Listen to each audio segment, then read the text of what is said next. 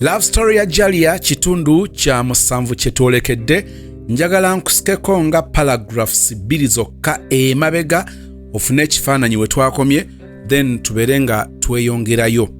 We twakomye agamba nti olulala waliwo omuwala yali kasitoma wange yajja wenkolera n'asangawo gaayo oyo omuwala oyo bayali amwegwanyiza yamukwata ku mukono ng'amuweeweeta nga ndaba Gayi n'amusamula omukono.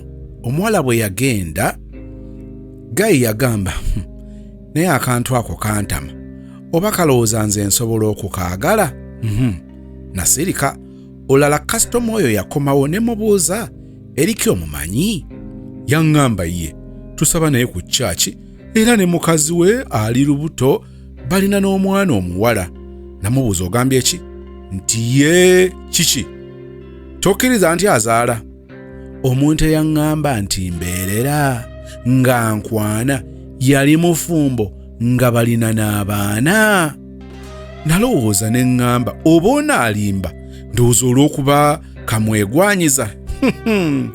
Njagala okubategeeza nti namala 10 months in this relationship eyali ejjudde red flags buli wamu naye nga queen w'ekibozibozi bwe yagamba red was my favorite color.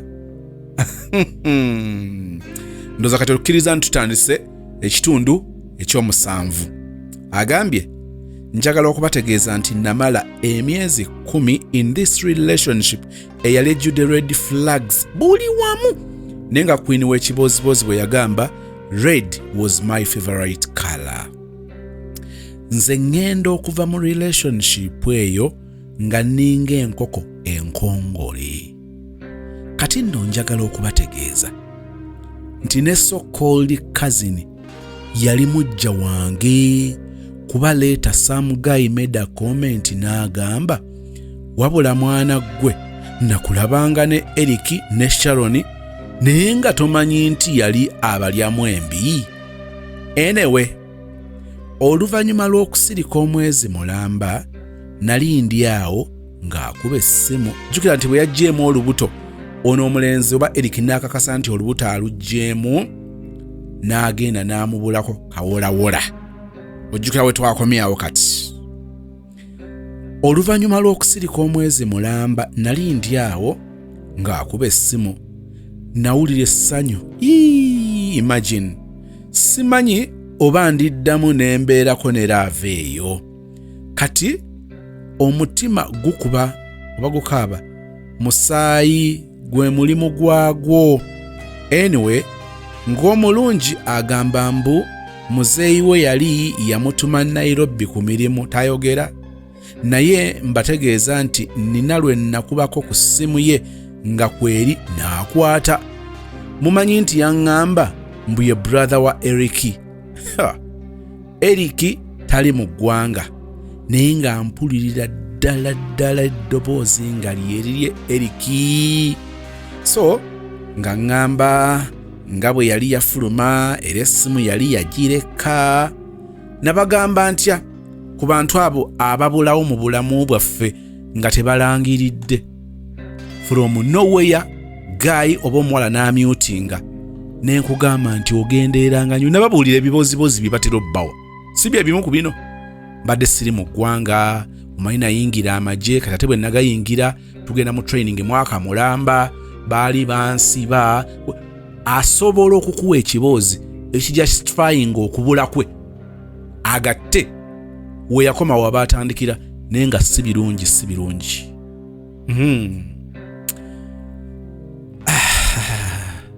Nga ŋŋamba nga bwe yali yafuluma era essimu yali yagireka nga nzikiriza munnange. Ne naŋŋamba mbu ayagala relationship yaffe ekome.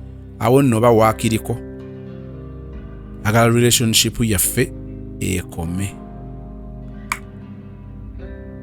Nga mubuuza why nali nkyali mu buliri nga neetegeka kuzuukuka ŋŋende enkole we yakubira.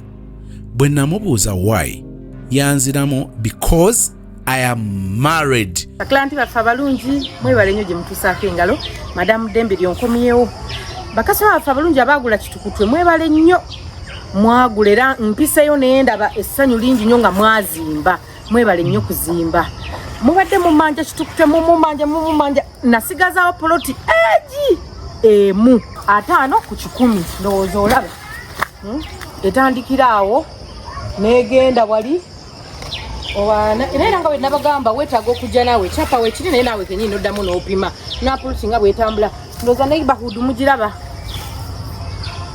mugiraba bannammwe bonna bazimbye ne poloti yenyininyini weetandikira neibone kino ekikomera naye azimbyemu kalinaaye so kitukutwe nkomyewo nasigazaawo poloti emu yokka otambuza bigere okuva ku kkubo oluviramu wali waba olinnya takisi oviramu wali ku kkubo balage ne neighbono poloti weetandika gwe bayawula naye saagala byate tewali bantu ate biki so walkable distance okuva ku main n'okutuuka wano 5 ku 10 yokka yeeriwo nasigazaawo poloti emu yokka duka misinde ezimba apartment bwayagala ozimba apartment agala ennyumba y'okusulamu yes mbu ayagala relationship yaffe ekome awo nno bawaakiriko agala relationship yaffe ekome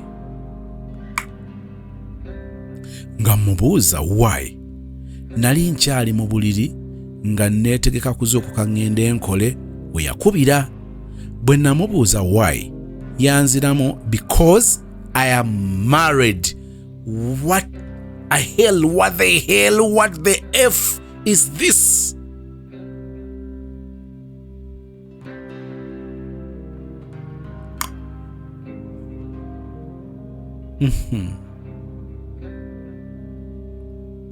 Because I am married. Ngamubuza, you married since when? Mbu since we met, no sense. Mbu since we met, Konze, why didn't you tell me the truth from the beginning? Mbu I loved you and I feared you wouldn't accept me to mbav. What about the business we had started? Mbu it's not there.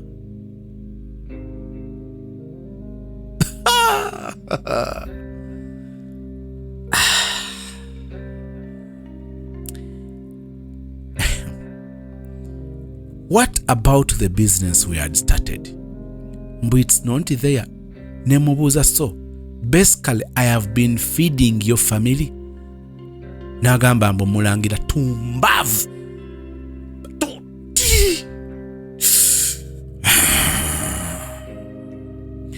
Mbu mulangira. Naye nga I later heard he had been building for the wife in Entebbe. Nenzuula nti yali azimbira mukazi we Entebbe. Ndowooza tutandika okulaba obukadde obubiri we bwalaga. Kaakati nno abakyala ab'omu maka mulina obuyimba bwe muyimba nti abakyala ab'omu maka tulina obuyinza kati nze ngenze n'owanga talina gwe ganda. Abakyala ab'omu maka tulina tututa bw'oba yakuganirako kabireyo bambi. Abakyala ab'omu maka tulina ekitiibwa. Mulimu nno lwe muyinza okwewanika nga mukakasa nga bwe mulina ebitiibwa naye ng'oli asirise busirisi oyo omuwala gw'obigamba nga tayagadde kugamba nti ne ssente ze mwalidde ekiro oba ssapa gye mwalidde ye yagiguze. Ebintu ebimu tugende nga mpola oba onfuna. Ayinza okukugamba nti munnange nze gw'ogamba mbu abakazi ab'omu maka nga bwe mulina ebitiibwa singa ekitiibwa wakikwesa ne muzimba ennyumba neggwako nga tekuli ssente zange naye ate amabaati ge nasasula ku hardware world ge nasasula aga roofing n'ensawo za sementi 10 ze natikka ku suno truck okuzireeta zo nga tozoogerako teyaze kugamba baffe.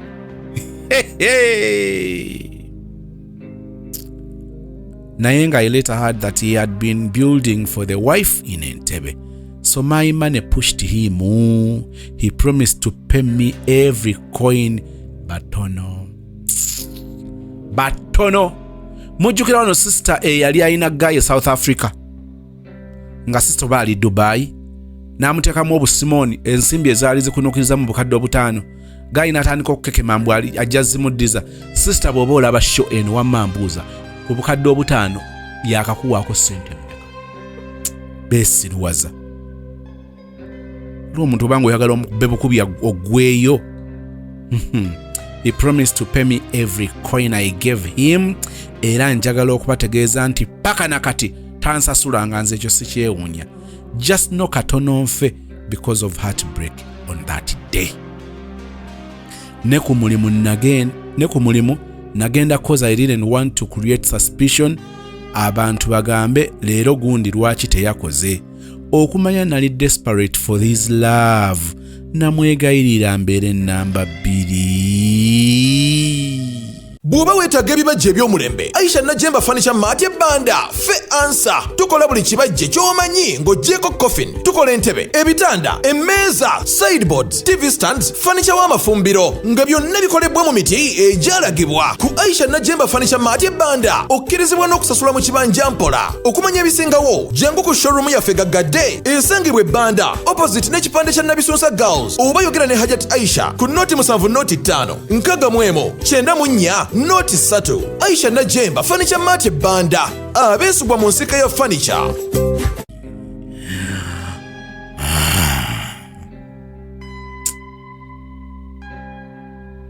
Namwegayirira mbeere namba 2 kyava agamba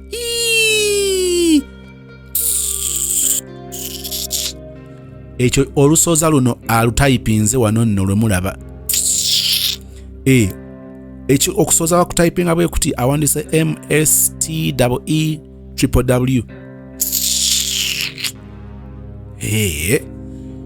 N'agamba ajja kujja tukyogereko era tewaayita mbale najja. I gave him the best hug I have ever given in my life. Nali njagala gayoyo.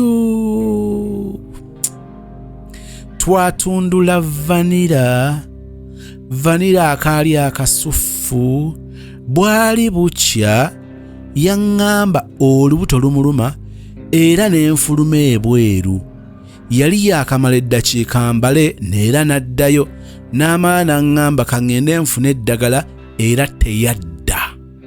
Mu nnyumba nali nninamu emitwalo gyange 3 era nagenda okkebera we nali nziterese nga tezibangawo. Maama nyabu nabagamba nti waliwo abantu abakomawo mu bulamu bwo. Waliwo omusajja waliwo omukazi ayinza okukomawo mu bulamu bwo ng'abadde ng'abuvuddemu nga newankubadde olina obulumi naye ng'omuntu oyo togwana kuddamu kumubudamya. Ebiseera ebisinga abantu ng'abo baba bakomawo okutumaliriza.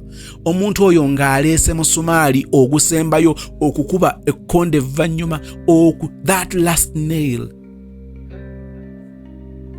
Emitwalo 3 nga tezibangawo. Namanyirawo ono yakomyewo kunziba. Awe natandikira okukyawa Gaayi era ne bwe ndaba amufaanana mwewala. Gye nnakoma okumwagala, gye nnakoma n'okumukyawa. Namala ebbanga nga ndowooza kye nnyinza okumukola okumwesasuza. Era nnakubirako ne mukazi we lumu ne mugamba byonna bye yali yamwogerako ng'ali nange. Nga kyembala kubatabula oba kubatabula Gaayi oyo awulire ku bulumi bwe yanteekako. Kuba alina lwe yaŋŋamba mbu mukazi we muntu wa chachi nnyo era mbu vanira amukolera timetable. Mbu asobola n'okumala emyezi nga tayagala amukwateko. Kati wano wenina ekibuuzo. Omuntu ono wali tomanyi nti mufumbo. Kati ate wano kino ate kyajja kitya?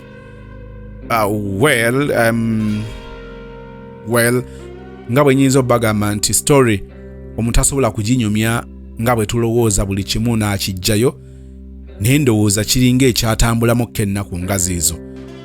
Wano waliwo ekibuuzo. Otegeera ddi nti alina mukazi okubanga wano tufunye eggulire ng'otugamba nti yakugamba nti ayagala relationship yammwekome n'omubuuza lwaki n'agamba nti mufumbo. It sounds like wali otegedde nti mufumbo. Okujjako ndooza nandifunye ekifaananyi kakati singa mbadde eringa script writer nga ki ndooza nanditeebereza nti kirabika wano w'omugambira okubeera namba 2. Ndooza kyatwalamu weeks oba omwezi nga mukyali mu kifaanana bwe kityo bwe njagala okulowooza kubanga mmanyi okutypinga story sirabangako muntu atypinze story mpanvu ng'eno so some things biyinza okuba nga tetujja bitegeera olw'okuba nti mu kutypinga wano naye singa wanaabaawo omukisa eri mu maaso okiklarifyingako nandyagadde okiklarifyingeko tubeere nga tukitegeera bulungi wano kubanga kindeetedde ekibuuzo ne kiraga nga olina byoleseeyo oba oliawo bye nandyagadde okutegeera.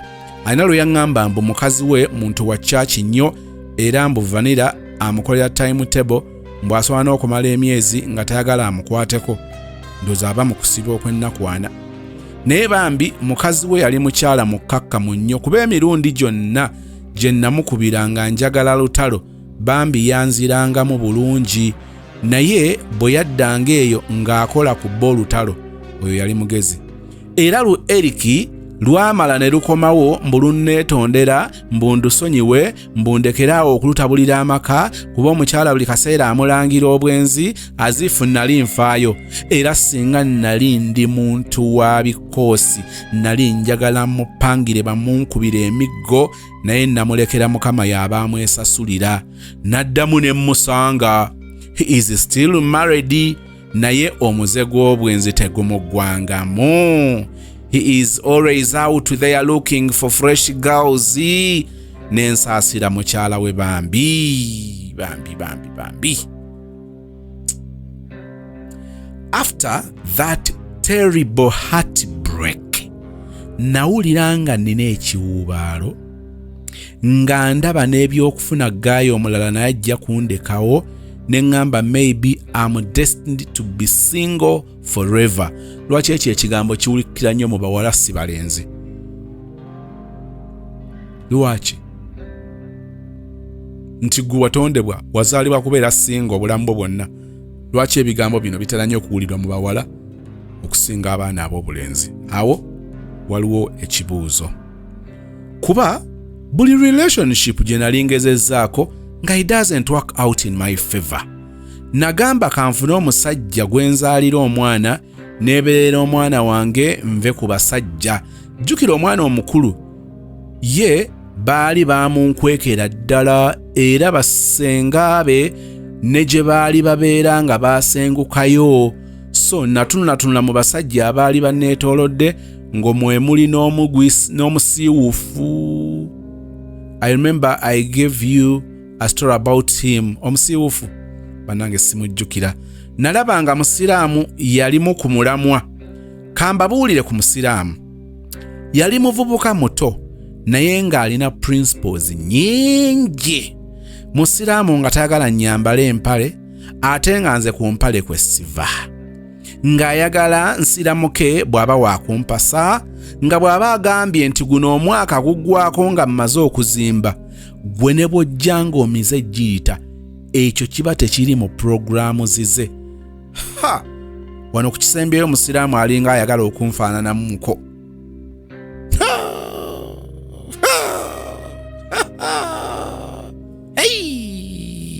Kankaddemu ne bw'aba agambye nti guno omwaka guggwako nga mmaze okuzimba gwe ne bw'ojja ng'omize ejjirita ekyo kiba tekiri mu puroguramu zize. Kati awo nange okunzija ku puroguramu nga bwe yali oteeka okuba nga kyoleese ku mmeeza.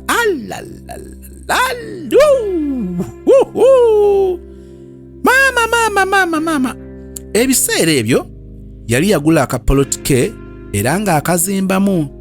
Mumanyi omusajja Omuganda Omukatuliki ow'e Masaka ate nga mumpi baba batyabo vaawo. Mumanyi omusajja Omuganda kimu, Omukatuliki 2, ow'e Masaka 3 ate nga mumpi 4. Oba omusajja Omuganda kimu, Omusiraamu 2, ow'e Butambala ate kasito bireesemu Butambala mu ntangawuzi zino. Maama nnyabo nti oyo musiraamu alina olugezigezi kyalo kiramba kyokka nekyewuunyisa musajja muwanvu. Kale ezo characters ze nali sisobola kweraba nga mufumbiddwa naye bwe nakibalaabalamu nga ndaba ayinza okubeera taata omulungi lwali olwo nga nninya ngende mulabeko nali mwetegekedde nga ne unsafe days zange nzibaze era mbakakasa nti enkeera navaayo n'olubuto. That was 2011. Bwe namanya nti ndufunye namukubira mutegeeze nti ndi lubuto. Yambuuza okakasa lwange konze nti ye. Nambuuza ate bw'olugjamu. Ekyo bwe yakyogera natandika okujjukira omusiru omulala eyanzijamu olubuto ne ŋŋamba laba nnoono. Namuddamu ne mugamba sisobola ddujjamu. Yaŋŋamba amazima gali nti nali njagala ofuna olubuto ng'oli mu nju. Ng'ategeeza nti yali ayagala amale kumpasa ndyoke nfuna olubuto. Era n'ayongerezaako n'agamba nti mbadde saagala kuzaala mu muwala atali musiraamu. Aye lwaki weebaka ku atali musiraamu? Namuddamu nti kale ssebo nenzijako. Nakuza olubuto lwange lwampisaamu bubi so nasooka neegoba ku kalimu nentandikawo ka bizinesi kange nga nsobola okugenda ssaawa zange zenjagala era nenyinyuka wenjagalira. Awo wonna nga omusiiwuufu ankwana naye nga bwe nabagamba nga simufiiringa. Musiiwuufu ono yaliwa? Musiiwuufu. Era ntwala omukisa guno okubategeeza nti nabeera n'olubuto olwo paka kuzaala nga situndudde ku vanira. Oba kyankosa kuba omwana yanjuza mu kuzaala ne bantunga wuzi. Awo ng'olubuto luwezezza emyezi 6 nakubira ku musiraamu ampe ku ssente nkole shopping y'omwana. Omukazi yakwata nambuuza gwani kuba ono gw'okubira bba wange. Nenzijako essimu era saddamu kuba ku ssimu ya musiraamu kuba nali neesobola nga just njagala abeere mu bulamu bw'omwana. Anyway, namala nenzaala omwana wange wa bulenzi. Amiina. Mukwano gwange ne museke yali yajja nga mbeera naye era yeyandiko mu ddwaliro. Yamukubira n'amugamba nzadde. Yamuddamu n'amugamba nti kale akulike. Ng'amubuuza omwana tumutuume mannya ki? Ng'agaweereza mu message. Omusajja oyo teyasindika yadde 10. Omwana wange yali aweza omwezi yajja ng'akoze shopping era n'asomera omwana edduwa. Olwamala n'agenda. Olwamala okuzaala edduuka lye nali nkoze nalitunda kuba waali tewakola bulungi. Nensaba mukama wange nzireyo ku mulimu. Olw'okuba nali mukozi mulungi yanzikiririzaawo bwe ntyo nenzirayo kukola n'omwana wange. Gy'ova toyombye gy'otera okudda. Oyinza okulowooza nti kaakati munnange walinnya ennyonyi kati wafuna omulimu simanyi oli apo country kati gwe manager naye abaakuwa obuyinza be bamu be baabujja ku muntu omulala gwe baabujjako kakati gwe balyoke babukuwe. N'olwekyo amadaala leka kukikinala nnyo. Ensi madaala mukwano, ensi madaala. Onaagamba olw'okuba nali mukozi mulungi nenzirayo okukola n'omwana wange. Obulamu bwange ne buddamu ne bweyagala nga buli kalungi omwana wange nkamutuusaako nange kennyini. Musiraamu yasigala ajja okulaba omwana era nga bw'abazze amakinga sure nti agula ebyokuzannyisa by'omwana biyitirivu engoye nga nnyingi. Kye mumanyiiko yali alina testi nnungi mu ngoye. Wow! Si be bano bataata abagenda okugulira abaana engoye n'aleeta ebitategeerekeka oba bi oversize. Ng'atukolera shopping y'ebikozesebwa waka okuva ku sabbuuni, sukaali n'ebirala. Basically, life was good. Naye nga tetutundula vanilla. Temwamala kizadde? Nga yaŋŋamba buli omu akola ebibye. Awo mu 2012 ng'omwana wange awezezza emyezi 7, awo Facebook yali ekutteyo era ng'ebiseera ebisinga mbimala online gye nagwira ku Mamizi Boy. Tujje mu maiso. Mamizi Boy ono baali bamuyita Gerard. Gerard yaŋŋamba nti tugende maaso.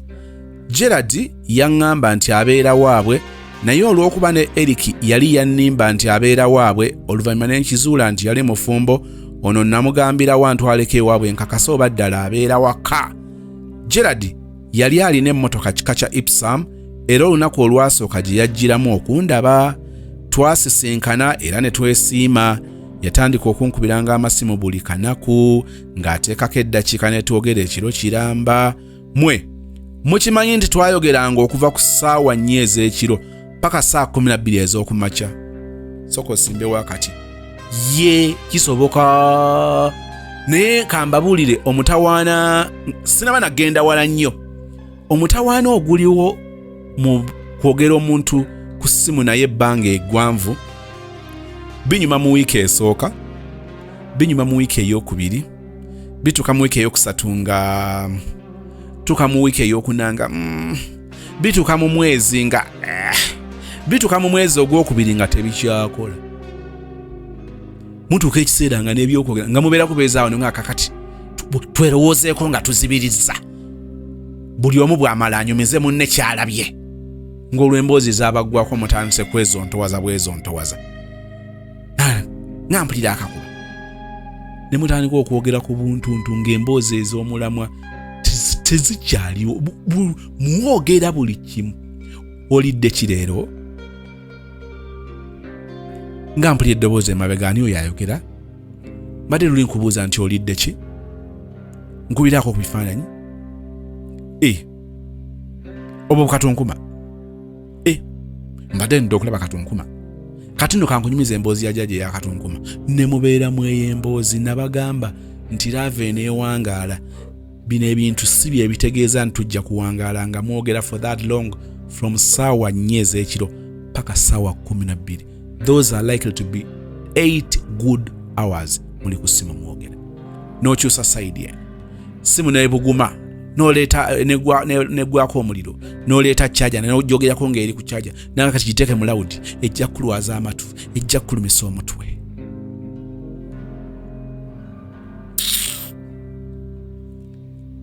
Zibwe ndaba abantu abeeraga leero laavu.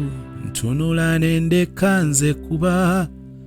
Timulava ekintu kyendaga binubule.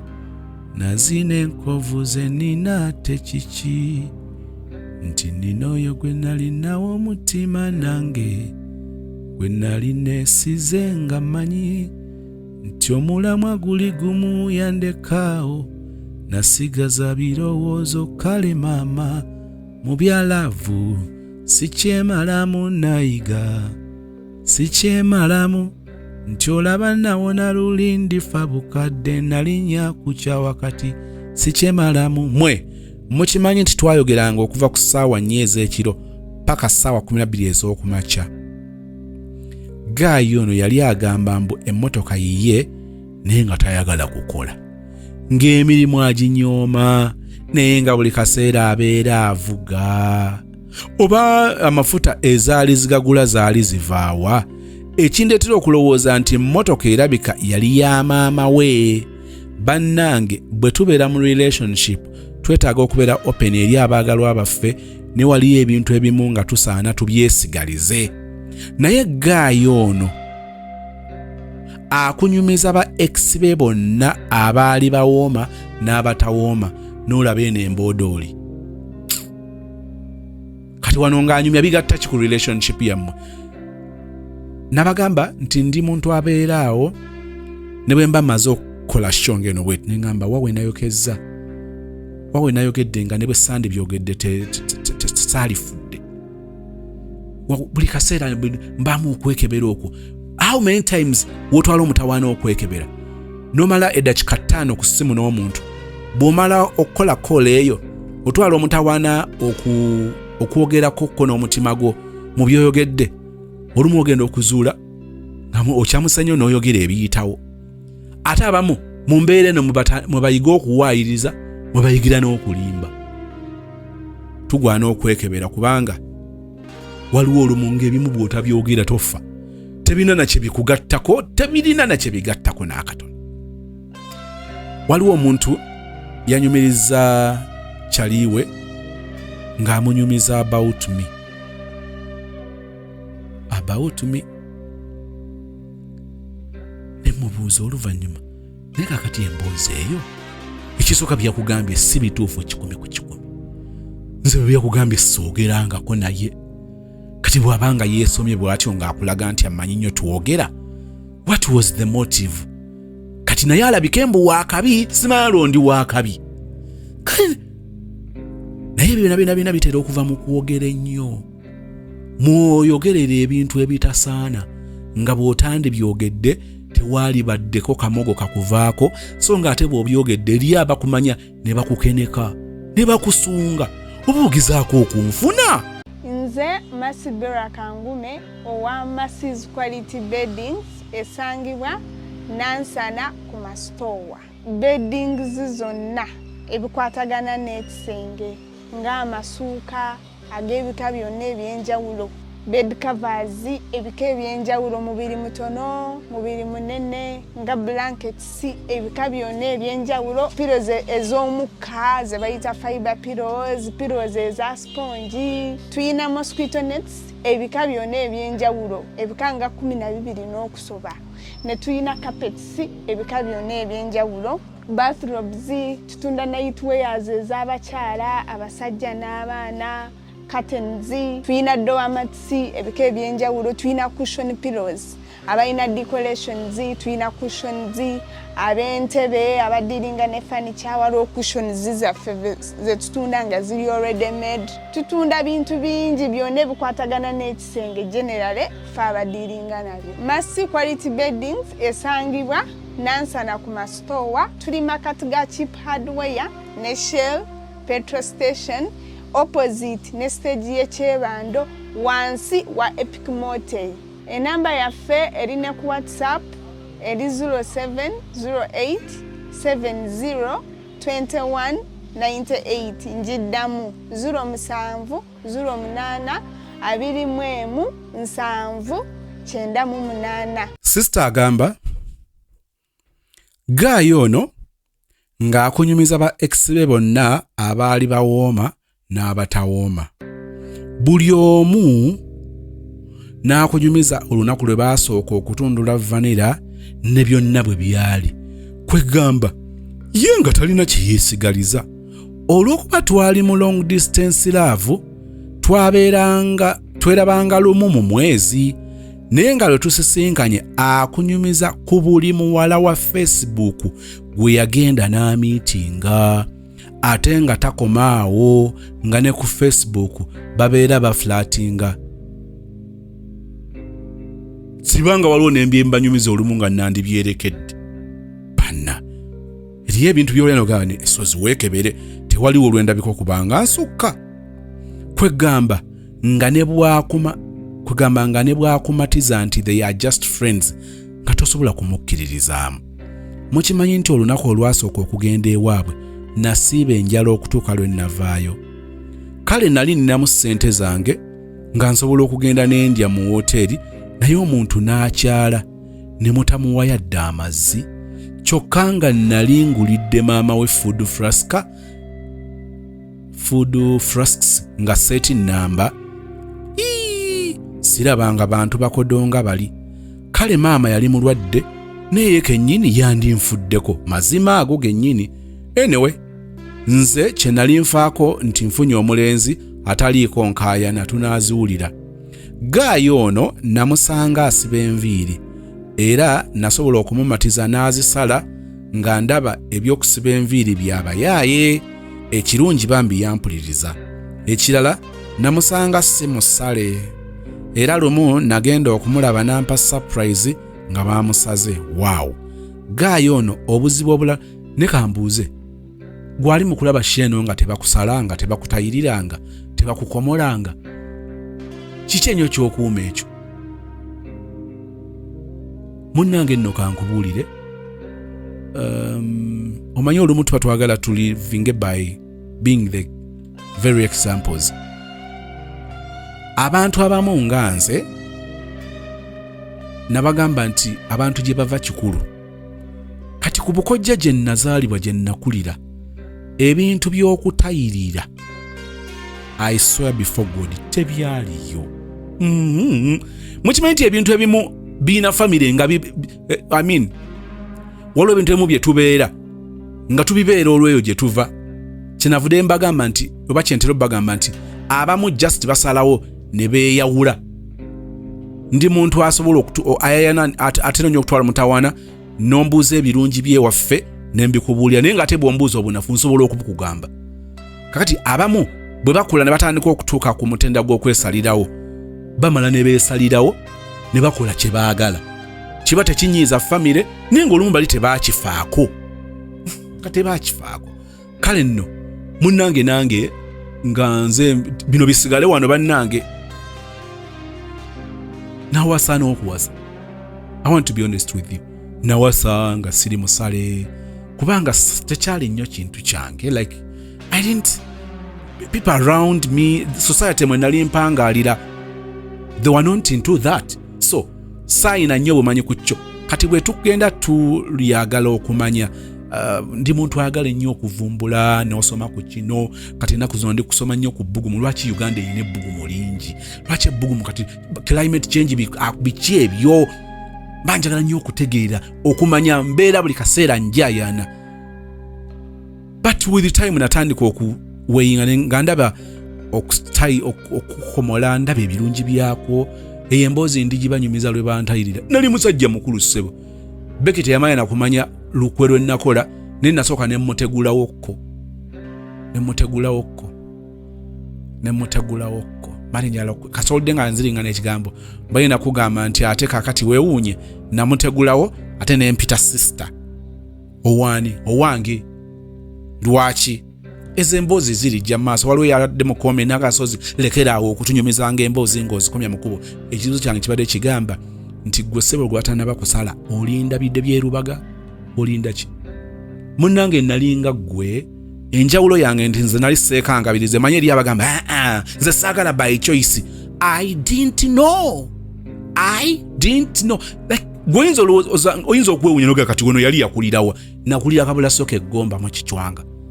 Kiki ekirala kyombuuza? But ebyo si bye byaliyo. Maze kuwasa nendaba obulungi bwakyo. Andi bakyala baffe bambi olumu ne batuwasa ne batubawasa babaako olumu bye balaba ng'ayinza oba nga ali comfortable naye ng'oba oli awo anoonyezza engeri gy'akikugambamu mu bulungi oleme kubuulira bubi. Omanyi kati omukazi bw'agamba omusajja mwami bakusale ng'agamba ani gw'obadde naye yabadde omusale. Eyo gye tuwunzikira nga n'abakyala olumu omwami bw'ayinza okugamba naye kakati omanyi bwe tubeera tusinza bwe tuba twambuka olutaali oti kakati soosaayo kugulu kuno naye obuuka bubuusi n'olyoka ogwayo ojja kugwa ku madaala nga ani gw'osinza naye ennaku zino yaku okitegeera. So ayinza oba nga oba oli awo yali akirowooza nga kyalibadde kirungi naye. But I want to tell you this. Yeah. I know myself before and I know myself after, so I recommend. Bobanga gy'oli eyo nga gaayiwa si musale, jangu mu inbox tuwogere. Jangu tuwogere. Bobanga olaba sheno mukama akusaasidde n'onsinkana, take a challenge. Mu bulamu wabaawo changes ze tukola. Abamu bakola changes ngambi, tusobola okukola changes ennungi. Njagala kuwa challenge, twala omutawaana, ekyo nakyo kikyuse. 2026 beera ne goal ey'okusala. Ekisooka kya bulungi bwo, ekyokubiri ne mukazi wo omuyamba. Teri ngeri ya buyonjo omusajja esinga okukusala. Kati ebyo bye njogeddeko naye oli awaliwo akagambo keŋŋambye nti I know myself before and I know myself after, so I prefer the after one. Timasava tenga gocha tusigale bwe tuti sozi tokyusa you are connected to me teba nina kuzidone ne fujjo lingi ate simu ba story eno yebindeetedde but ekyo njala tukiveeko nga nkukubiriza musajja gwe weesomooze ogende bakusale. 2026 ebeere goolo yo kyekolere kyewenga kirabo ndibanyumiza emboozi eyo naye bwobanga oli musajja ate ng'oli wiringi okutekinga challenge eno jangu mu inbox nkunyumize bwetyo bwe twegasa mubireka ng'ebitono naye ng'ate binene nnyo nkiddemu ogwokusatu nga gwe gusembayo I know myself before and I know myself after, but I prefer the after me. You'll ask why you tuwe mad. Wabala temumanyira tugende maaso n'emboozi. Gayo ono namusanga asiba enviiri era nasobola omumatiza n'asala era nga ndaba ebyokusiba enviiri byabayaaye ekirungi yampuliza ekirala namusanga si musale era lumu nagenda okumulaba nampa surprise nga bamusaze. Gayo ono obuzibu obulala bwe yalina nga buli butakanya bwafuna mu relationship yaffe agambako maama we. Oba oli awo maama we n'akukubira essimu n'akugamba munnange Gerard yambuulidde ku bizibu byammwe naye mbadde nkusaba okimanye nti ono mwana mulenzi abamwagala bangi wulira abamwagala bangi so olwabazze wuwo ng'omanya wuwo naŋŋamba ate nze gwe wekka gwe yakantaga naye nga ayogera ekyo mu ddiiro lyabwe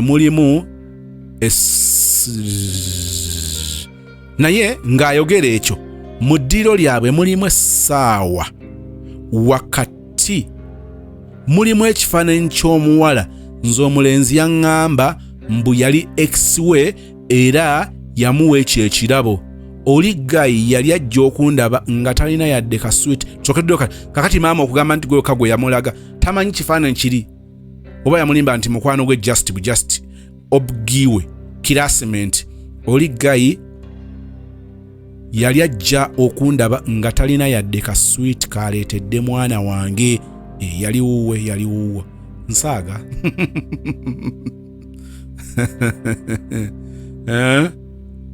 nga talina yadde ka sweet kaleetedde mwana wange wabula nga nze nina okutoola ngule by'enfumba ajjaalye atunule vanira amala atambula agende nga n'ekikumi takikuwadde nti omusajja omukodo yankeeta yantama kuba kumalako ekkwano ate nga n'akatale kobeera okatta gy'oli bamanyi olina omwami omusajja omukodo yankeeta yantama kuba kumalako ekkwano ate nga n'akatale kabeera katta gy'oli bamanyi olina omwami so nga balaba amakooti akayimba ako okamanyi omukyalo yannyonnyola omusajja omukodo n'enkya bw'atyo ne luli bw'atyo dada mulinda alternative show mujja wulira endongo gwe kakundiiri wabula bannange nga byenfumba ajja ali atunula vanira amala atambula agende nga n'ekikumi takikuwadde ono gayi yali alina appetite y'emmere ng'aliira ddala naye lumu nze Becky Sozi owa Remo Beauty and Wellness Parlour Esseeta. Mu bimu ku bye tukola mwe muli body massage therapy, facial treatments, counseling services. Gw'omwana w'obuwala ovaamu akaswa akabi, gife ebbaawo waffe abakyala, obundula amazzi amakyafu, wazibikira enseke, bw'onookosa gife ebbaawo ono gw'ojja otuweera obujulirwa. Tulina kofi ono alimu ebirungo 6 mu kintu kimu. Gano Dama Coffee 6 in 1. Mulungi eri abalwadde ba sukaali, mulungi eri abalina obubonero bwa kansa, mulungi nnyo eri gwe akakalu kano okuyita mu lunaku. Mu health wellness treatments tulina reflexology sandals, nungi eri abazimba ebigere, bw'olinnya wansi owulira nga afumitibwa mu bigere, zirelaxinga muscles zo okufumitibwa kuno ne kuggwaawo, ziyamba omubiri gwo okutambuza omusaayi, ziyamba ku bwongo obwo n'embeera yo eya bulijjo. Buli peesa lyolaba ku ssande eno lirina ekitundu ky'omubiri gwo kwe lituuka buli lw'ojambala. Olwo obujjanjabi ne bukolebwa ku mubiri gwo. Osobola okugigula n'ojambala mu ofiisi yo, awaka, osobola okugyegulira nga ggwe, ogigulira mukaddewo oba jjajja kuba ate abo bagyetaaga nnyo. Okumanya ebisingawo ku bino byonna, kolagana ne Remo Beauty and Wellness Parlour Esseeta ku nnamba ezo eziri ku screen yo for direct calls and WhatsApp. Namugezesaako n'envumba bbiriŋŋanya bannange yazira emmere. Munnange olw'okwagala okubeera supportive girlfriend ne muteekamu ne ssente olwo nga ŋŋambye ayagala kufuna omulimu gwa driver naye nga tamanyi kuvuga mmotoka ya manual. Saamanya byaddirira kuba yasigala takola. Emirundi mingi bwe nakyalanga ewaabwe nga omulaba azza nnyina ebbali asobole okumuwa ssente z'amafuta.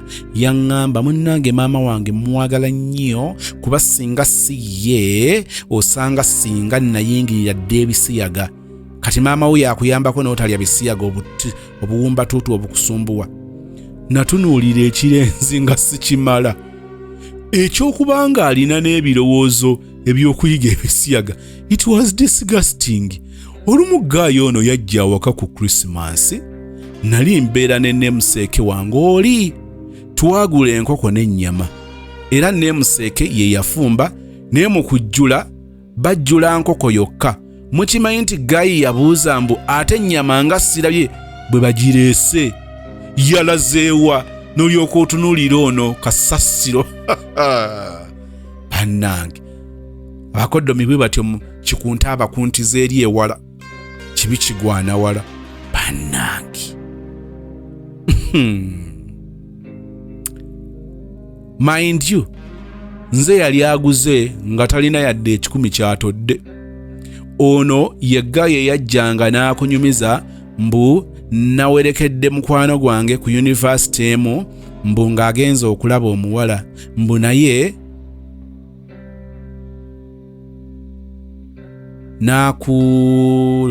nakutte mu buhipsi. Bannange lindako. Ono yegga ye yajjanga n'akunyumiza mbu nawerekeddeko mukwano gwange ku yunivasite emu mbu ng'agenza okulaba omuwala mbu naye nakakutte mu buhips nga kwebuli kajja mukolera kale n'owulira lino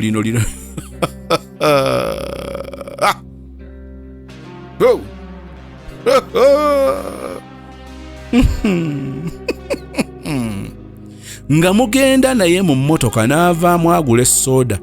Omanyi yali munywa sooda naye ng'akoma mu mmotoka n'akugamba mbu nva kusanga wali abawala ne mbatunuulira kirabika mbakubye.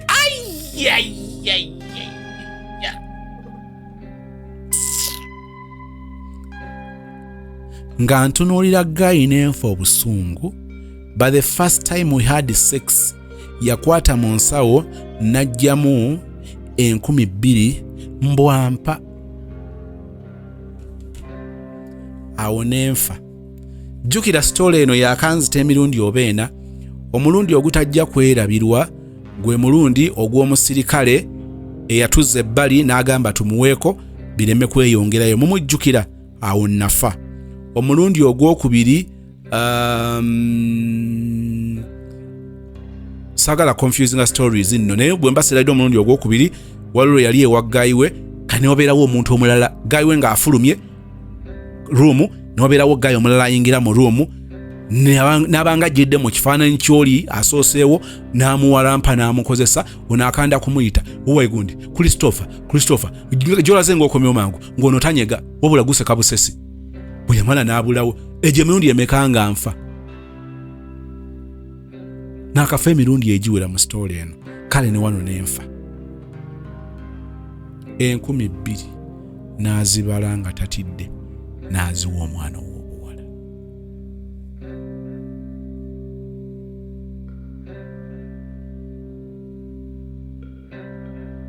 N'aziwa omwana w'obuwala.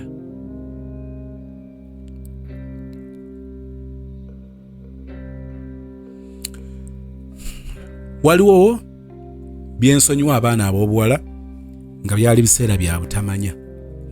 Ne tulaba nga bino bigenda mu maaso. Olwaleero waliwo gwe bali mu kutomeza. Enkya waliwo gwe bagenda okutomeza. Kijja kuba kibi nnyo ng'ofunye omukisa okuwulira ebintu nga bino. Sofa ka relationship kano kaddukiddemu okwewogoma ekibambulya kya Eriki.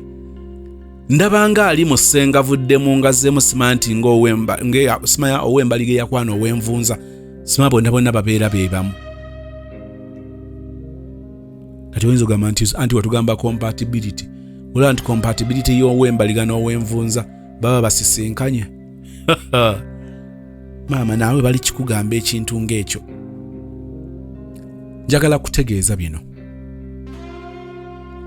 Waliwo ebintu by'olaba nga bikugamba nti eno rongo ttaani, nga bikugamba nti kati olaba wali ovugizeeko emmotoka ng'okozesa buno bu GPS, Google Map egamba nti in 200 meters you're going to turn right. Era bw'otataninga right n'osigala oba n'otaninga left oba n'oweeyongerayo mu maaso, erina engeri gy'ejja okulaga nti kakati tulina okuba nga tukkiriza nti tuvudde ku mulamwa, okujjako olumu mu maaso emanyi okukugamba nti ddayo, nti tugenda kufuna we tuwetera tuddeyo emabega, oba olumu esobola okugamba nti esobola okufuna route endala mu maaso gyekuwetezaako emale ekuzze bwonga bwolina okutambula. Olunaku lumu neewuunya nnyo buli awo nze nalina amaalo. Waliwo nali ngenda ku Maryland High School Entebbe, ne nali manyi Maryland ekkuba eddala eri eno ng'ogenda ddala nga ku airport. Kakati ngenda okutuuka nze wemmanyi nti wempetera nga mbuzaayo meters nga ziizo, zaali meters nga ziwerako. Google Map ng'egezaako okundaga nti gye njagala okuyita ekkubo baaliggala. Naleka n'akantu omanyi yali embuzizzaako n'empunzikiza mu bikajjo mu bikata bya lumonde. Kati nenkola emputtu. Munnange era nagenda okutuukawo nga bantegeeza bulungi waliwo yali aliwo awo kumpi. Nangamba n'oluguudo baaluggala nga byo nnyini Google Map bye badde ngamba bye nina okukola ate n'enzirayo emabega paka lwe nayita ku kkuba ettuufu. Era Google Map eryo lyali eŋŋamba. Kakati nkozesezza ekigambo Google Map kubanga gye tuba tukozesezza tuteekamu destination nti tugenda wano. Kakati negamba nti start n'osimbula emmotoka n'oyolekera oluguudo. In 30 meters you're going to turn right and your destination will be reached, something like that. Google Map eyalavu yebeera ki bw'oteekamu destination eri ki? Oli ayinza olowooza nti ndeeta bibozibozi nga siina gyendaga, mba nina gyendaga. Nkugereza Google Map ku ssimu ng'egenda kuvuga mmotoka, egenda tuyamba okutulaga we tugenda. Destination nenteekamu Sheraton, ntandikidde ludda wa Ntinda n'esimbula negamba kwata lino. Google Map yo oba destination mu relationship wali wateekamu ki? Ekyo kyentera babuuza nti gutera kubeera mulamwa. Omulamwa relationship eno omulamwa gwayo oyagala gubeere ki? Oteeka okusooka okudefininga omulamwa ogugwo kati ne tunoonya ne tusaba Katonda atusinkanye omuntu anaatuyamba okubanga alina ekifaananyi kino ekiteeba mu eno gye twagala okutuuka. Kituufu bw'otuuka mu relationship n'omusajja ogenda kubanga omuyambako okusinga okutuukiriza ebyo byayagala kubanga yakukwanye, naye ate naawe olina eddembe oba olina ebbeetu omuntu akukwanye okumuteeka ku minzaani biki ebirubirwa bye, ogenda okutunuulira ebirubirwa bye wallahi nga destination yeeyo gy'ogendako. Yeeyo gy'ogendako. Kakati lwaki mbagamba Google Map ya relationship tuteekamu destination? Bwe tumala okuteekamu destination waliwo ebibuuzo bye twebuuza nti tutandise okusimbula. Naye ddala destination yeeno mukimanyi nti Google Map yali ekubuzizaako n'owulira ng'oyagala oyombe ne ka kompyuta kannaleero n'obaawo wakana, naye olumu yo enjawulo yaayo nti kizibu nnyo era wabeerawo ko olumu gwe tumiisinze kizibu. Kakati eno ebya relationship kali ka kompyuta byakolebwa muntu, kino kyandibadde kiralamu.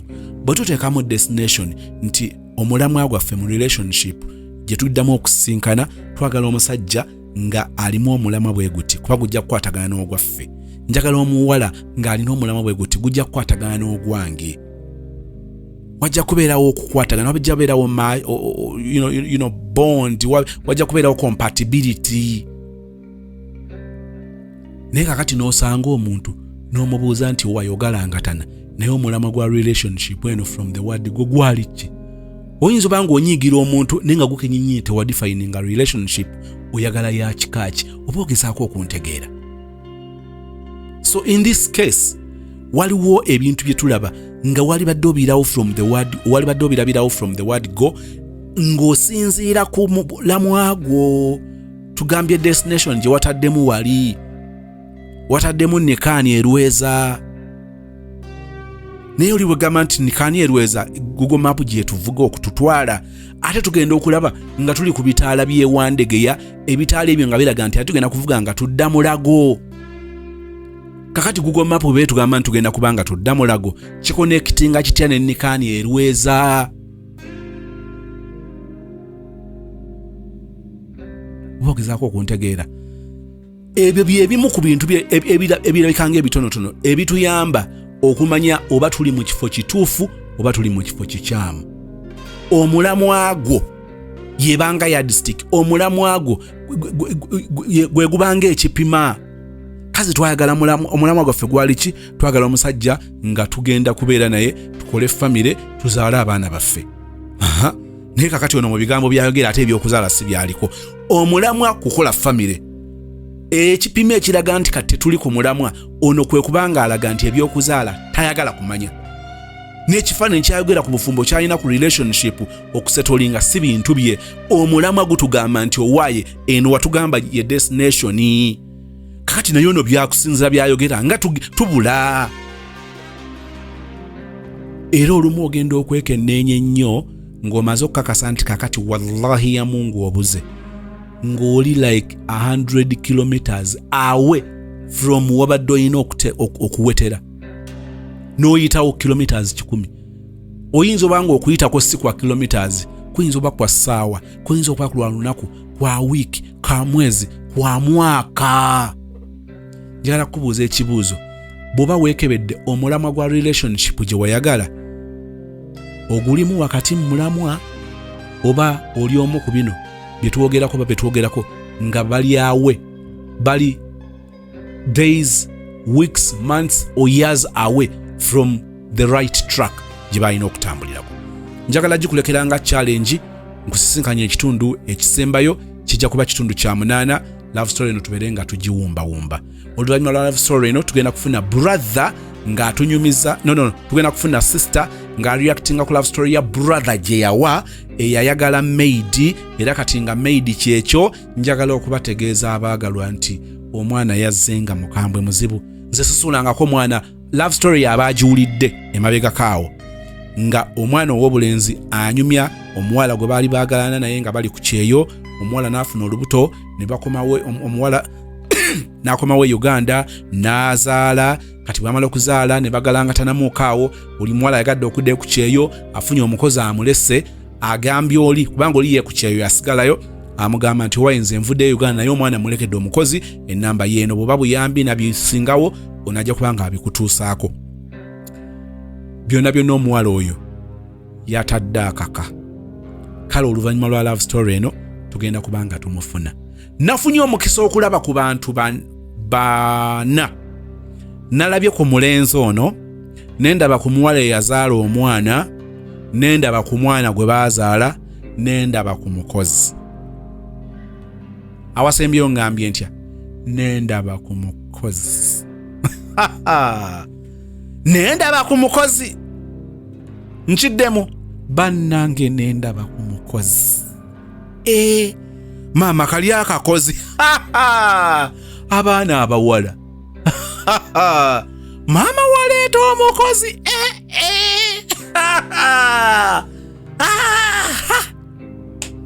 Mama nnyo nalabye omukozi ali mu buliri butukula. Bannange brother webale kukola buliri. Mama obuliri nabulabye naye mbwagala. Mama omwana ow'obuwala ali mu buliri n'omwana wa mujjawe. Kale tusisinkane mu kitundu ekisembayo ekya love story ya sister Jalia, and of course nga tufuna ne story eya sister nga reactinga ku love story brother gye yawa n'omukozi kakati gwagamba nti mukazi we era kimunyiiza okumuyita omukozi onsaasire brother. See you when you see me nga Mukama akkiriza. Kulamusizaako ssebo obanya bandaba nze Nancha Beatrice okuva mu Dembero Properties and Associates. Akasoma baffe aba Dembero Properties tubeebaza mwe bali kutuwagira. Mwe bali kutugula ku ttaka. Bannange nsaba wonna we mujje Omukama abaddizeewo. Omwaka gwo guweddeko oyinza okuba tolina kyogukozeemu naye sijja kukubuuza kubanga olina kyogukozeemu oli mulamu. Ekyo nakyo nno kya muwendo okubanga omwaka ogumazeeko ngaoli mulamu. Bangi balina kye bagugulamu naye nga tebagumazeeko naye webaze Katonda nti oli mulamu ate nsaba nego gutambule bulungi paka gye gugwerako n'ogujja oguyingire bulungi era ogumaleko bulungi. Kakati bakasoma baffe abatuwagidde mwena nammwe mwenna bateeko tuwagira musembere. Bangi gye muli ng'ogamba nze omwaka nga gugwako njagala neefunayo puloti. Temwerabira tukkiriza kibanja mpola. Basinga mujja ne mungamba Madamu Dembere okukkiriza kibanja mpola. Tumukkiriza bakasoma baffe abalungi tukkiriza kibanja mpola. Kakati ng'omwaka gugwako ndese ofa ennungi ennyo ddala eri abagala ebyapa n'abagala ebibanja. Abagala ebibanja puloti zaffe zitandikira ddala ku 5 n'okwambuka waggulu. Abagala ebibanja nammwe abagala ekyapa puloti zitandikira ddala ku 5 ku 10 byapa. Mwebale nnyo okutugulako jeza mwamukubye phase 1. Kakati mu ofa ya Desemba eno nga tutuuka ku nkomerero y'omwaka tubaleetedde ofa jeza phase 2 ku miliyoni 12 kyapa. Tubaleetedde ekyapa ebuwalula ngoza mutegerawo bulungi naye ebyapa by'ebuwalula bijjiddemu eka tibijjiddemu 5 ku 10 eka. Mulimu ababulijja bagamba nze njagala eka. Yes, tuleese eka ku miliyoni 45 ebuwalula. Bategera mityana loli nkakaza mutegera bulungi. Tubaleetedde ewuyala ku masheda ku miliyoni okutandika ddala kwa 35 n'okwambuka. Tubaleetedde Hoima Road bulijjo mumumbuuza nnyo naye tajjidde mu byapa. Tubaleetedde Hoima Road 5 ku 5 ku miliyoni 3.5. Bannange eno ofa bannange. Sofa tuyina ettaka mu eka. Tuyina ettanda ku miliyoni 25 eka y'ettaka. Tulese nnyo eka y'ettaka kubanga bangi bwe babaggalako omwaka batwala puloti enneneko. Abasinga bagala puloti enneneko. Muntu ono tutandikidde ddala ku 5 ku 5 nga bibanja. Then netwambuka ku 5 ku 10 byapa. Bannange tukkiriza ne kibanja mpola. Ofisi zaffe nga bwe twali tubagambyeko twasenguka. Abasingira ddala abadde bamanyi ofisi zaffe wetwadda si wala nnyo nowetubadde ate lwakuba ekyenjawulo ekyensiso nti wetwadda wangu wakulaba gwe wena amanyi Emmengo Katale oba Emmengo ku Shell. Ekizimbe kyetuliko kiri bakita Naiga Plaza kirinaanye Shell opposite sa Apollo Kaggwa era ekipande kyaffe oba okiraba Dembere Properties wangu nnyo wano so bateekawo n'ebitaala neweningiza bulingiza bwe nti wabweru ebitaala mbirengera. Essomero lindi opposite wano Shell endi mabbali. Tubalinze omwaka nga gugwako tukkiriza kibanja mpola. Malako omwaka ng'olina ky'olina ky'omanyi nti kino kyensibyeko kingenda okusondera omwaka ogujja gugweko nga nina kye nnina. Baklanti baffe mutunoonyeeko tubeerawo okuva ku Monday paka Friday. Ennaku zino twali twakyusaamu nga tukoma Friday kubanga Saturday tubeera mu field okusinga. Abatwagala ku ofisi zaffe tubeerawo okuva Monday paka Friday kuva ssaawa 2 ez'okumakya paka ssaawa 11 ez'olweggulo. Enamba zaffe ez'essimu zibeerako osobola tukubira obudde bwonna kasita bwanga bwakola. Enamba zaffe kwe ziri ku screen naye kambasomere kanzombero zibasomera eri 0752 110514. Eyo njikwata nnyo ne kwatisa ku nziramu mangu nnyo. Mwebale nnyo mbagaliza omwaka omulungi ogujja. Ngubaagaliza muguyitemu bulungi omukama abawa obulamu abawe n'obugagga nebyo bye musinga okwetaaga okusinga bye musinga okwagala. Mbagala nnyo planti baffe.